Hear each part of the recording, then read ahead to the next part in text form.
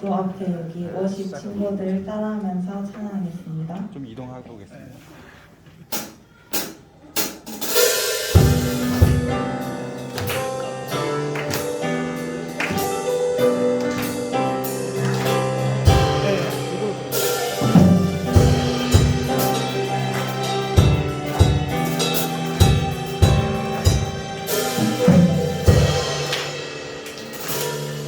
주의 이름 높이며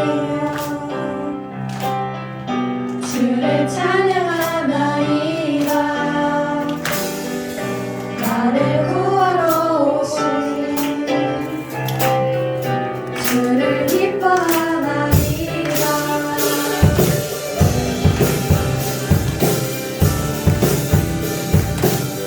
다시 한번 부탁드립니다. 주의 이름 높이며 주의 이름 높이며 주를 찬양하나이다. 나를 구하러 오신 주를 기뻐하나이다.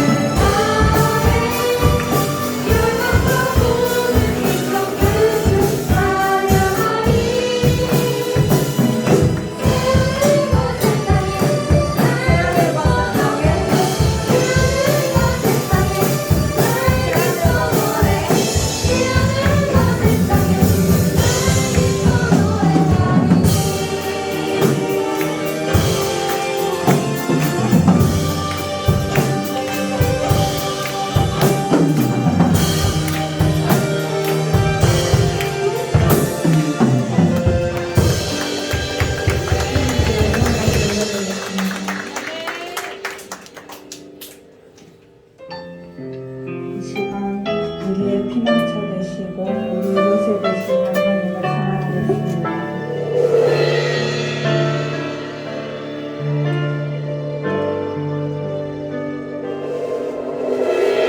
이름은 나의 주 아버지 내 영혼을 풀밭에 누이시고 새와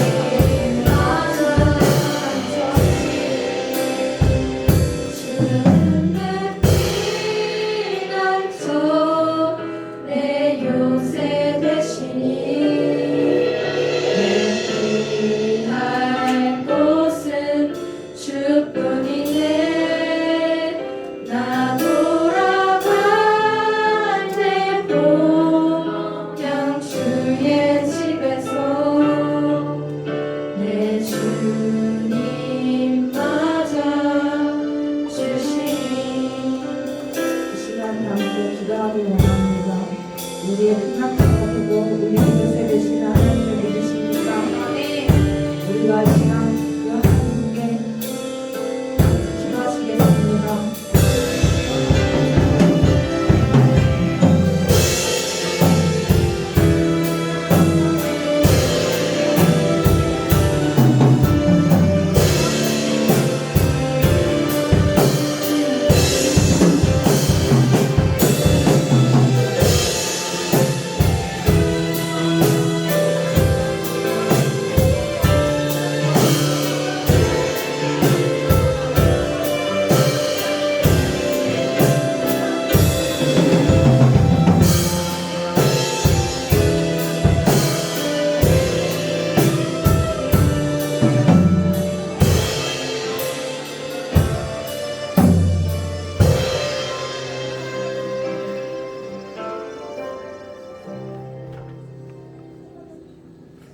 사도신경하심으로 신앙 고백하시겠습니다. 나는 전능하신 아버지 하나님 천지의 창조주를 믿습니다. 나는 그의 유일하신 아들 우리 주 예수 그리스도를 믿습니다.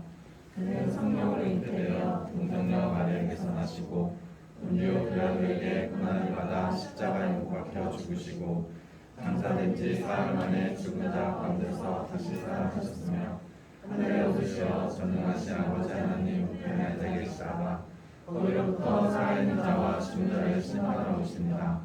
나는 성령을 믿으며 거룩한 공교회와 성도의 교제와 죄를 용서받는 것과 몸의 부활과 영생을 믿습니다. 아멘.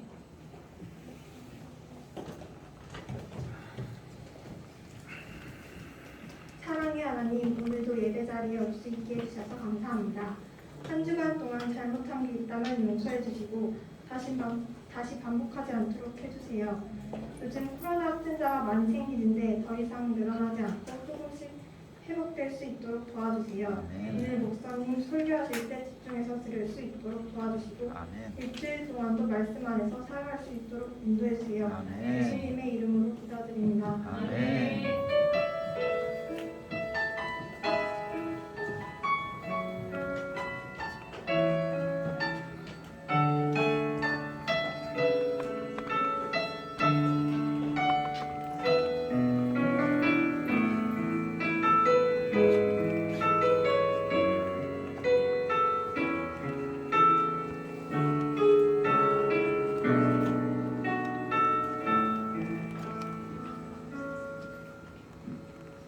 하나님께서 오늘 우리에게 주신 말씀은 디모데후서 3장 16절과 17절입니다. 신약성경 345쪽에 있고요. 디모데후서 3장 16절과 17절입니다.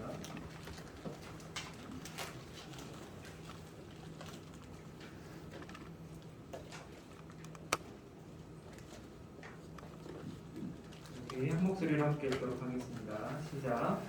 모든 성경은 하나님의 감동으로 된 것으로 교훈과 책망과 거르게함과 의로 교육하기에 유익하니 이는 하나님의 사람으로 온전하게 하며 모든 선한 일을 행할 능력을 갖추게 하려 합니다. 아멘. 오늘 함께 살펴볼 말씀의 제목은 말씀의 능력이라는 제목입니다. 여러분들 혹시 기독교 고전 중에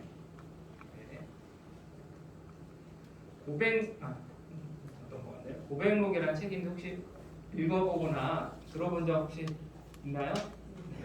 고전이라고 하니까 굉장히 오래된 책인데요.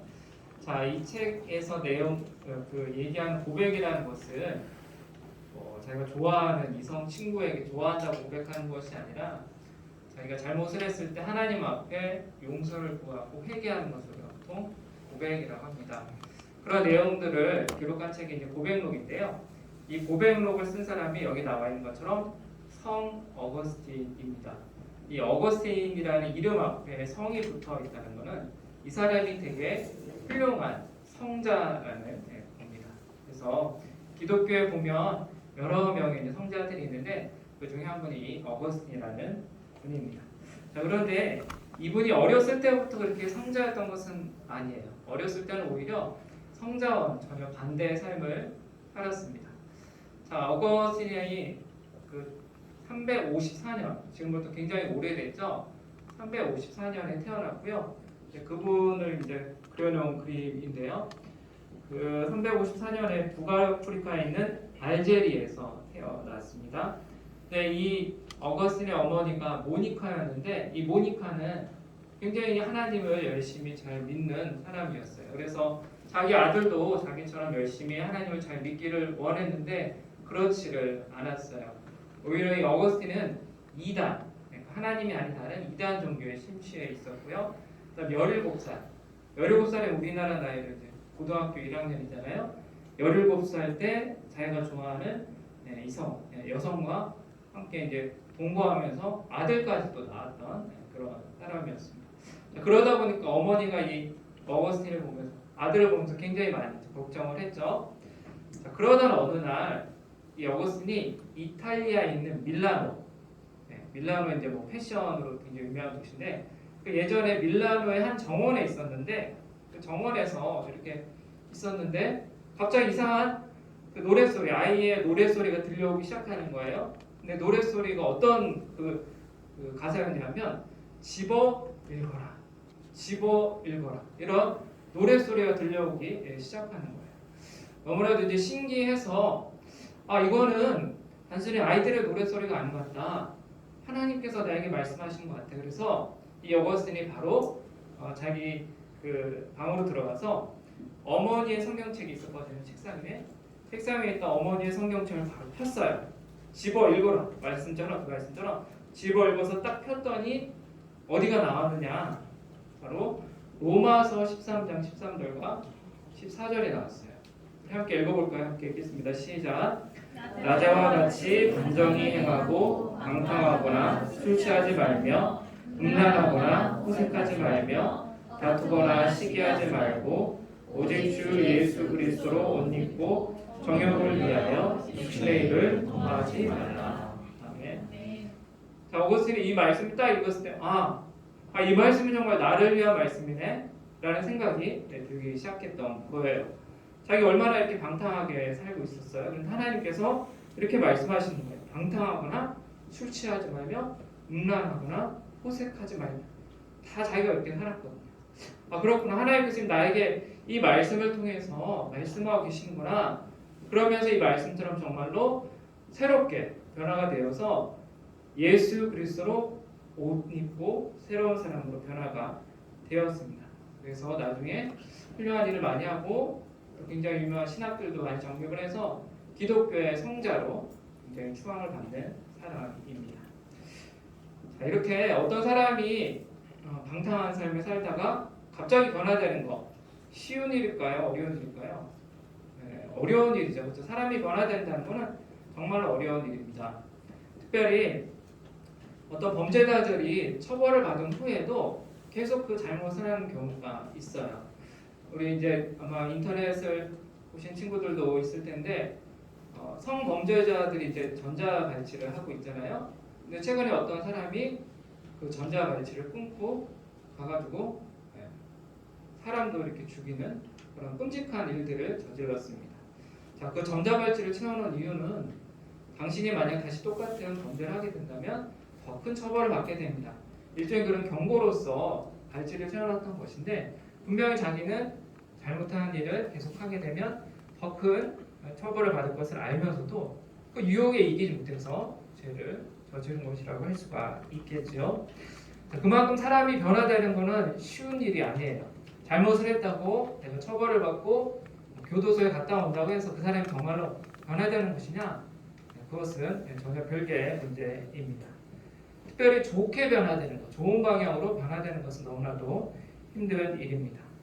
자, 우리 아까 제가 소개해드렸던 어거스틴 경우만 봐도 굉장히 큰 변화를 겪었는데 그 사람이 변화할 수 있었던 원동력은 물론 어머니의 기도도 있었고 또 자신의 노력도 있었겠지만 제일 중요한 것은 우리가 살펴봤던 요 단 두 절 로마서 13장 13절과 14절 이 두 구절의 말씀을 읽고서 이렇게 어거스틴이 변화되게 되었던 것입니다.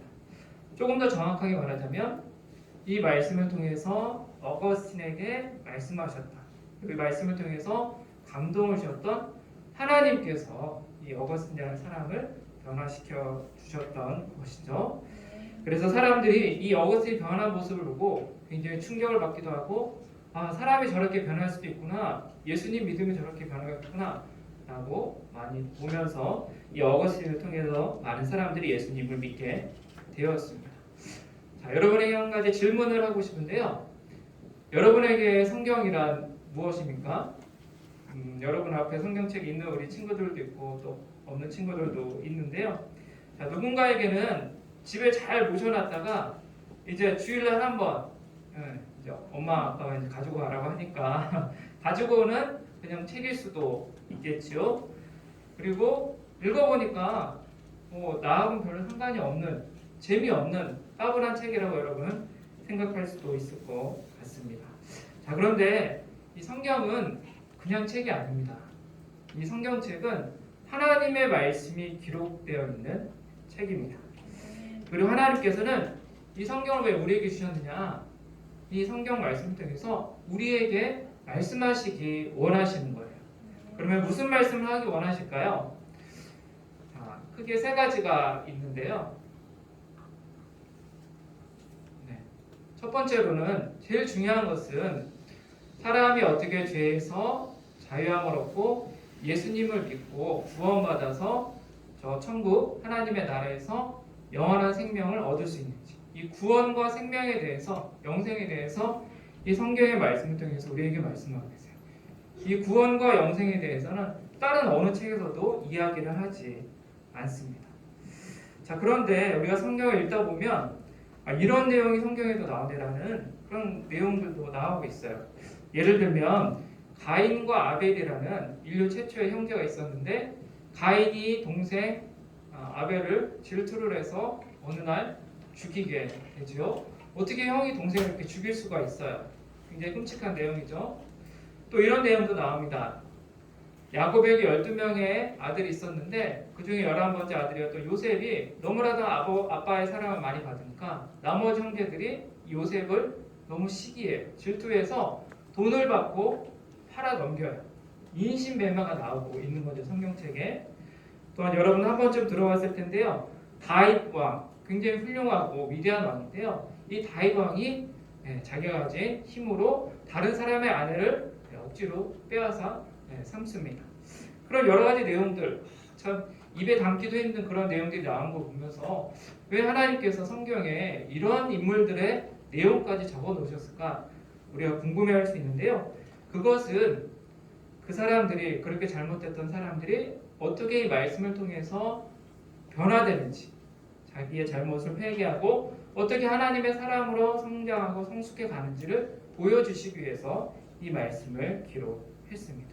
자, 그래서 그걸 다른 말로 하면 하나님께서 우리를 얼마나 사랑하시는지 그것을 보여주기 위해서 이 성경책을 기록했다라고 말씀드릴 수가 있겠습니다. 그리고 그 핵심이 누구를 통해서 나타났냐? 우리가 잘 아는 예수 그리스도, 하나님의 독생자 한 분밖에 없는 아들 예수 그리스도를 통해서 우리를 얼마나 사랑하시는지를 잘 나타내 주신 것이죠. 자, 그래서 우리가 성경을 읽으면 이 성경을 통해서 우리가 어떻게 구원을 받을 수 있는지, 어떻게 영생을 얻을 수 있는지, 하나님이 우리를 얼마나 사랑하시는지, 그리고 예수 그리스도가 누구이신지에 대해서 우리가 알 수가 있습니다. 그런데 그렇게 성경을 읽는 모든 사람들이 다 그것을 깨닫거나 그걸 믿는 것은 아니죠. 어떤 사람들은 성경책을 많이 읽어요. 잘 알고 있어요. 하지만 성경에 나와 있는 내용을 믿지는 않습니다. 그냥 알고만 있어요. 자, 알고만 있는 것과 믿는 것은 전혀 다른 문제라고 할 수가 있겠죠.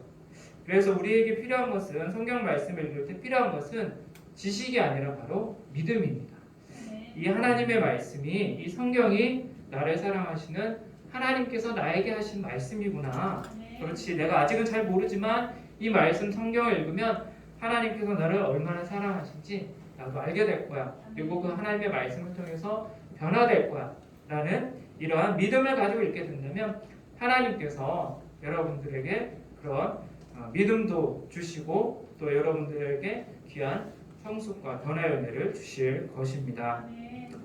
자, 특별히 오늘 우리가 읽은 디모데후서 3장 16절과 17절은 왜 하나님의 말씀에 능력이 있는지에 대해서 세 가지로 말씀하고 있는데요. 자, 우리 첫 번째 우리 이유 함께 읽어보도록 하겠습니다. 1번 함께 읽겠습니다. 시작. 성경은 하나님의 감동으로 기록되었다. 네, 성경은 하나님의 감동으로 기록되었대요. 자, 16절 전반절에 보면 이런 내용이 있죠. 모든 성경은 하나님의 감동으로 된 것을.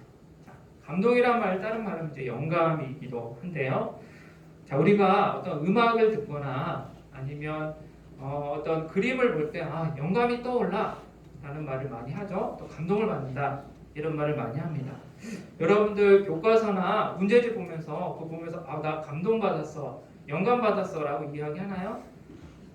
그런 친구들도 가끔씩 있어요. 며칠 전에 어떤 분한테 들었는데 자기 아들이 이제 의대를 다닌대요. 근데 의대에 다닌 친구 중에 한 명은 자기는 취미로 수학 정석을 푼대요. 수학 정석을 풀면 마음에 이렇게 평안을 얻고 오히려 스트레스가 풀린대요. 네, 흔치 않은 경우라고 할 수가 있겠죠. 우리가 보통은 성경책 보면서 문제집 보면서 교과서 보면서 감동받지는 않아요. 왜냐하면 그것은 우리에게 지식을 전해주기 위해 기록된 책이잖아요. 그런데 이 성경은 보니까 하나님의 감동, 하나님의 영감으로 되어 있대요. 자, 영감을 다른 말로 하면 창조적인 생각과 감정이에요. 자, 하나님께서 성경을 기록한 저자들에게 아주 창조적인 생각과 감정을 주셨어요. 그래서 그 성경을 기록한 저자들이 하나님께 주신 그런 감정과 생각을 가지고 기록한 책이 바로 이 성경책이라고 할 수가 있습니다. 예전에는 사람들이 이렇게 오해를 했었어요. 하나님의 말씀이 어떻게 기록되었을까? 하나님이 선택하신 사람이 있는데 하나님이 옆에서 이렇게 말씀을 불러주시면 그냥 그대로 받아 적었다고 생각을 했어요. 그러면 그 사람이 아니라 기계라고 할 수가 있겠죠. 하나님은 그런 분이 아니세요. 굉장히 인격적인 분이시고 우리에게 너무나도 많은 영감과 감동을 주시는 분이에요.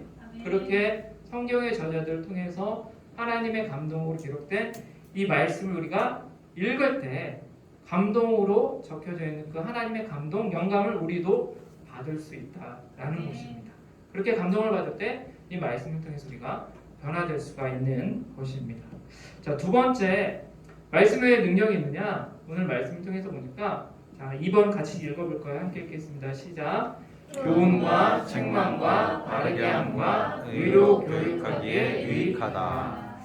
자, 이 이유는 16절 후반절에 나와 있는데요. 자, 교훈과 책망과 바르게 함과 의로 교육하기에 유익하다라고 말씀하고 있습니다.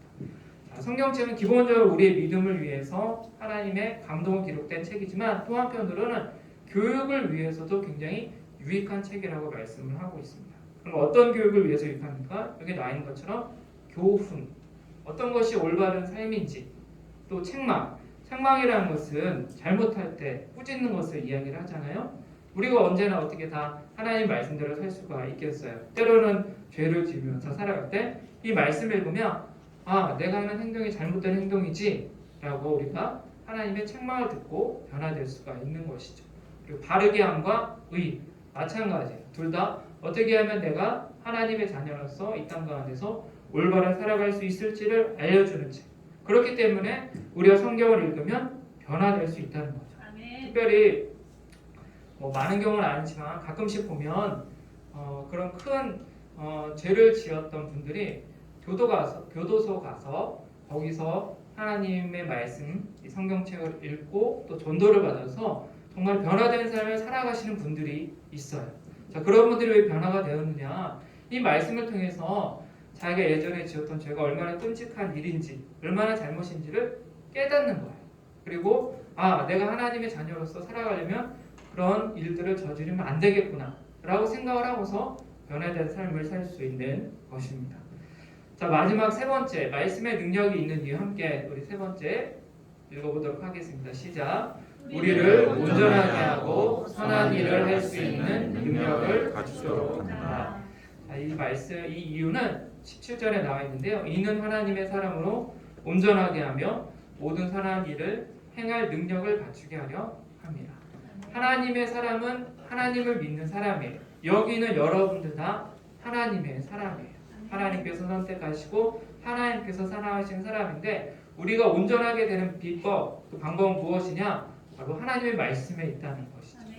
그리고 더 한편으로 나아가서는 선한 일을 행할 능력, 즉 착한 일, 하나님께서 보시기에 선한 일을 행할 수 있는 능력이 우리에게 있지 않고 하나님의 말씀, 이 말씀을 읽을 때, 성경 말씀을 읽을 때 하나님께서 우리에게 그런 선한 일을 할 수 있는 능력을 주신다는 것입니다.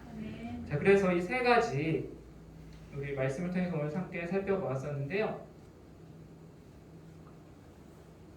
네, 첫 번째 우리 함께 1번부터 다시 한번 읽어보겠습니다. 시작.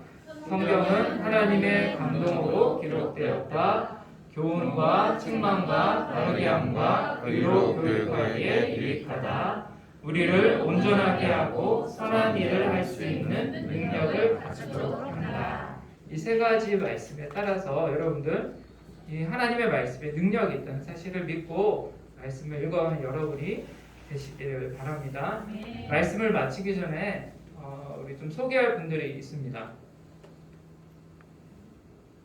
자, 제너럴 셔먼호 사건 혹시 고등학생분들은 역사 시간에 배웠을 수도 있어요. 역사 시간에.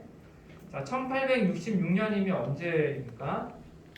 조선시대 그것도 말기인데요. 1866년 때 혹시 조선의 왕이 누구였는지 혹시 아세요? 너무 어렵죠?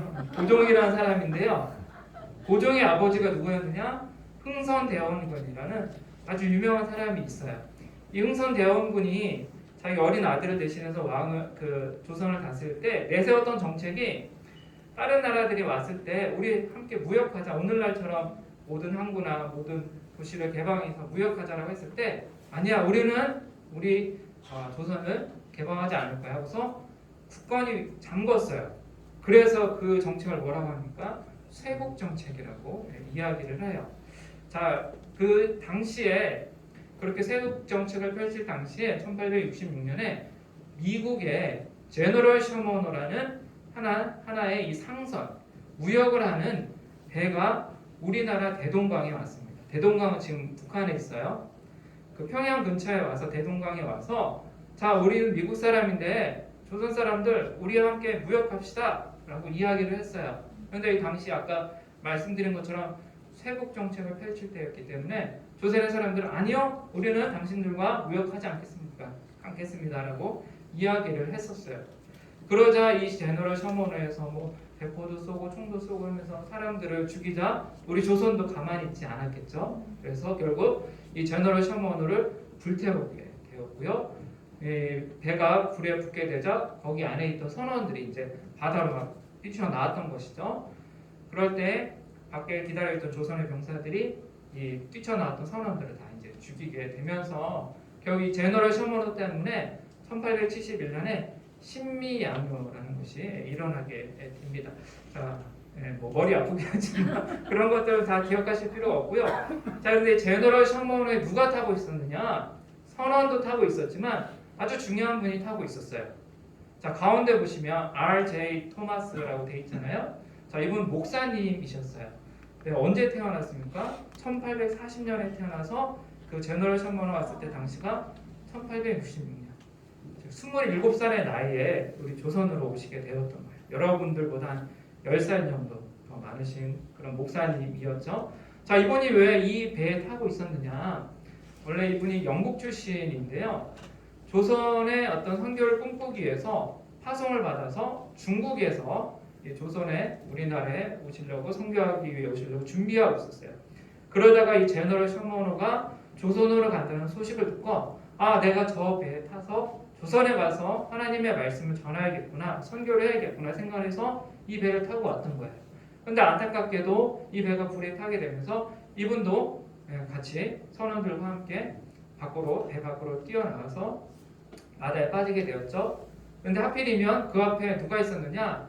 이 왼쪽에 있는 그 할아버지 같은 분 있죠. 박충권이라는 분 앞에 이 토마스 목사님이 떨어지게 되었던 거예요. 근데 이 박충권이라는 분은 당시에 조선의 군사였거든요. 그러니까 이 외국 사람들을 죽여야 될 의무가 있었어요. 저 박충건이라는 분 사진 위에 보시면 그 그림 보이시잖아요. 저런 식으로 무트로 올라온 외국 사람들 다 죽이게 되었는데, 그래서 이 토마스 목사님도 결국 이 박충건이라는 분의 칼에 죽게 되었어요. 근데 이 토마스 목사님이 배에서 뛰어내릴 때 가슴 속에 이 성경책 몇 권을 가지고 뛰어내리셨어요. 그리고 이 박충건이라는 사람에게 죽을 때 성경책을 몇 권을 이렇게 공중에 이렇게 뿌리셨어요. 그리고 그 중에 하나를 죽으면서 이 박충건이라는 분한테 넘겨 주었어요. 그러면서 1달러, 그 사건이 1달러가 되는데 이 사건이 굉장히 큰 영향력을 발휘하게 됩니다. 자, 일단은 이 박충건이라는 분이 토마스 목사님을 죽였죠. 아무도 모르니까 그냥 외국 사람으로 생각을 했으니까요. 그런데 이 토마스 목사님이 죽어가면서 주었던 그 성경책을 이 박충건이라는 분이 가지고 와요. 이 당시에 한글 성경은 없었고 한자로 되어 있는 성경이 있었는데 그 성경책을 가지고 와서 나중에 읽다가 예수님을 믿게 되었어요. 자, 그리고 이 당시에 토마스 목사님이 돌아가실 때 그 주변에 최치량이라는 작은 아이가 있었어요. 소년이 있었는데 이 소년이 최치량이라는 소년이 목사님이 던져준 성경책 3권을 주워다가 그 중에 한 권을 박영식이라는 분한테 주었어요. 그런데 그 박영식이라는 분은 그 최치량 소년한테 받은 성경책을 어떻게 했느냐, 성경책 보면 이렇게 종이로 되어 있잖아요. 한 장 한 장 뜯어서 자기 집에 벽지로 붙여놨었어요. 뭐 읽어보려고 했던 건 아니겠죠. 처음에 그냥 종이니까 자기 집 벽지에 붙여놨는데 그 벽지를 보고서 붙어있는 그 벽지에도 붙어있는 성경책을 읽게 되면서 예수님을 믿게 되었고요. 그래서 어떻게 되느냐, 그 집이 이 오른쪽에 있는 것처럼 평양 최초의 교회였던 널다리 교회가 되었고요. 그 널다리 교회가 나중에 장대현 교회라는 평양에서 제일 큰 교회가 되었습니다. 자, 또 여기서 끝난 것이 아니라 토마스 목사님을 죽였던 왼쪽에 있었던 이 박충건, 이분의 조카 이영태라는 분이 있었는데요. 이분 역시 아까 그 벽지로 붙여놨던 집에 와가지고 벽에 붙어있는 성경책을 읽고서 예수님을 믿게 되었고요. 그래서 이영태라는 분은 우리나라 최초의 성서 번역 위원이 되었습니다. 자, 생활해보면요, 토마스 목사님 오셔서 우리나라 사람들 만나서 예수님 믿으세요? 예수님은 당신의 죄를 위해서 십자가에 달려 돌아가셨습니다. 예수님 믿으세요라고 말 한마디도 못했어요. 그죠? 그가 하신 일은 이 성경책을 가슴에 쿵쿵 뛰어내려서 죽으면서 이 성경책을 이렇게 뿌렸던 거에 불과해요. 그래서 어떤 사람들은 그게 무슨 성경이냐라고 이야기를 할 수도 있겠죠. 그런데 하나님은 놀랍게도 그 목사님이 그저 이렇게 허공에 뿌리셨던 그 성경책을 이용하셔서 이 성경 말씀을 읽고 또 전혀 몰랐던, 예수님을 몰랐던 그런 사람들을 변화시키셔서 평양에 많은 교회들이 생겨나게 하셨고, 그래서 그 평양에 있었던 많은 교회들을 통해서 우리나라 조선 그리고 오늘날에 이르기까지 우리나라의 많은 사람들이 예수님을 믿을 수 있도록 하나님께서 놀라운 역사를 일으키셨습니다. 자, 이렇게 말씀에는 우리를 변화시키는 능력이 있습니다. 저도 마찬가지입니다. 이 성경책을 읽고 변화되어서 목회자가 되었고요. 아마 여기 계신 우리 모든 선생님들도 말씀에 은혜를 받고 말씀 때문에 변화를 받아서 여러분들 가르치고 있는 선생님으로 계실 것입니다. 자, 중요한 것은 말씀에 놀라운 능력이 있다라고 아는 것에서 끝나는 것이 아니라 그 말씀을 여러분들이 읽는 것이 너무나도 중요합니다. 자, 말씀을 읽는 건 여러 가지 방법이 있겠죠. 매일 말씀 묵상하는 큐티도 너무나도 좋고요. 아니면 매일 정해진 분량을 읽는 성경 통독도 좋고요. 아니면 그런 달력이 있어요. 그 날짜가 나와 있고 그 밑에 말씀 한 절이 나와 있는 달력이 있어요. 매일 이렇게 넘겨볼 수 있는 달력이 있는데 그 말씀을 그저 하루에 한 번 읽는 것도 좋습니다.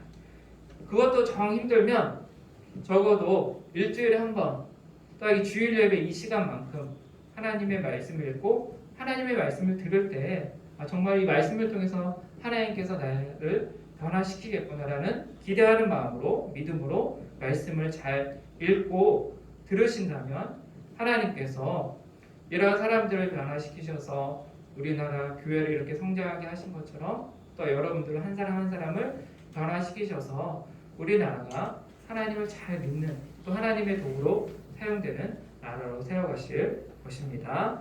네, 기도하겠습니다. 하나님 아버지 감사합니다. 말씀에는 능력이 있습니다. 사람을 변화시키고 죽은 사람들을 살리며 영원한 생명을 갖게 하는 놀라운 능력이 있음을 오늘 말씀을 통해서 배웠습니다. 여기 있는 모든 우리 학생들과 선생님들 하나님의 말씀 성경을 읽을 때 늘 하나님의 말씀 가운데 주시는 은혜를 또 경험하게 하시고 변화되어서 많은 사람들을 또 살리고 많은 사람들에게 하나님의 말씀을 전하는 그런 제자로 살아갈 수 있도록 인도하여 주옵소서. 예수 그리스도의 이름으로 기도드립니다. 아멘.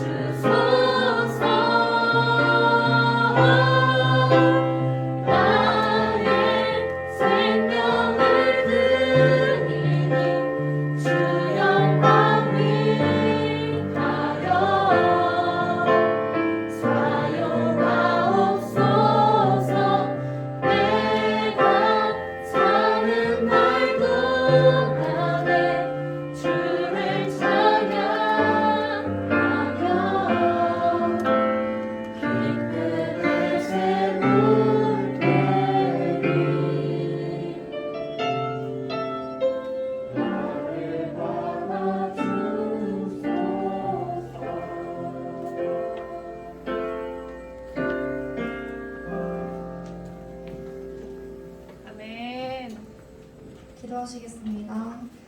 사랑이신 하나님 아버지, 오늘도 교회에 나와 예배드릴 수 있게 해주셔서 감사합니다. 세상은 어둠으로 가득 차 있는데 저희들이 동요되지 않고 빛 되신 주님을 따르며 세상의 선을 비출 수 있는 저희가 되길 소망합니다. 하나님, 예물을 준비해 올려드립니다. 이 예물이 하나님 보시기에 필요한 곳에 잘 사용되어지게 하시고 그곳에 하나님의 축복이 가득할 수 있도록 해주세요. 한 주를 살아갈 때 말씀의 능력을 기대하며 따르며 살아가게 하시고 늘 하나님과 동행하는 삶을 살게 하시옵소서. 하나님 사랑합니다. 예수님 이름으로 기도합니다. 아멘.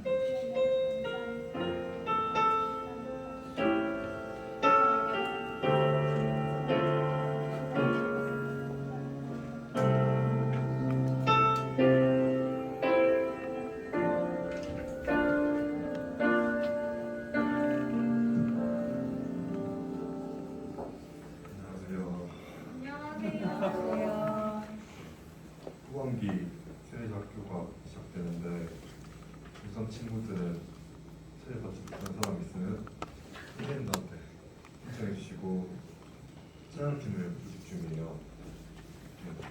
그래서 하고 싶은 분들은 찬양팀 선생님이랑 전도사님한테 말씀드리면 마지막으로 목사님의 축도 기도를 마치겠습니다.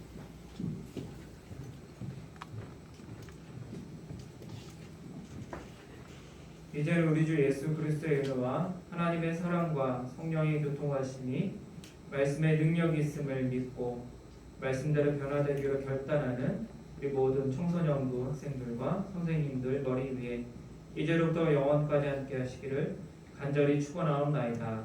아멘.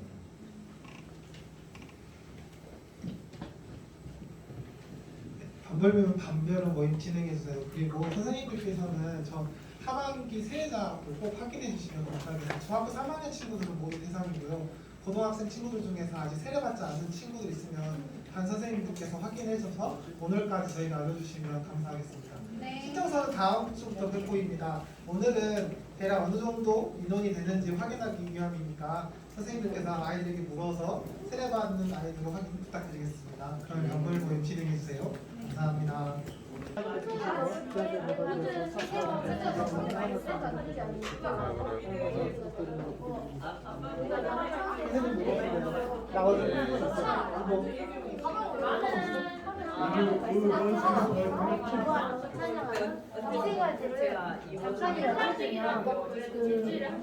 내 영혼이 건강해질 수 있다. 저번에 가방에 안 넣고 다니다가 빼먹은 거 깨끗하게 해서 먹는 거야? 그래서 먼저 상품을 쏙 넣어. 그치? 항상 가봐요. 매번 이번에 그 외워요? 저희가 간식까지 가야지. 근데 우리가 너네가 이제 어리지 않았어? 버스 먼저 탈 수 있잖아. 그치? 버스 먼저 탈 수 있어? 아직 안 돼요? 다 혼자 먹을 수 있잖아. 혼자 글씨 쓸 수 있고 핸드폰 없는 사람 있어요 여기?